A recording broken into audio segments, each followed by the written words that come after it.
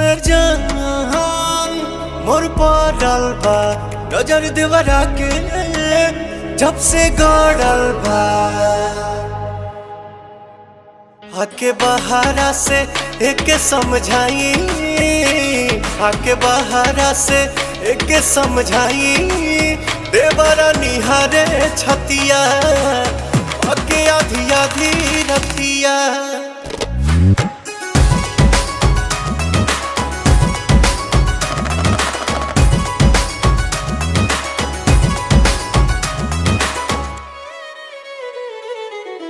हमारे भइल बा अब दीवाना, लागता कि लूट ली सौसे खजाना। कमर से बानी कमा जोर राजा, लागता कि छान दी गोड़ राजा।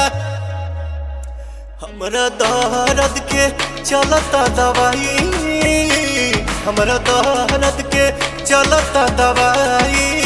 कैल चाहे चुमा चटिया आके आधी आधी रतिया।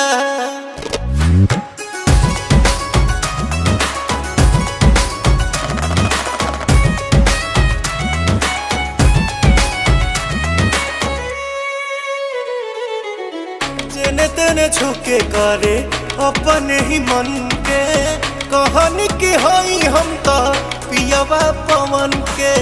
मन लेना बहुत गौतम राजा, करेला घाट हर दाम राजा।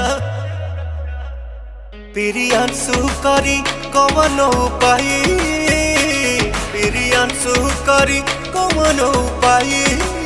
कति सारा इज्जत मटिया पाके आधी आधी रतिया।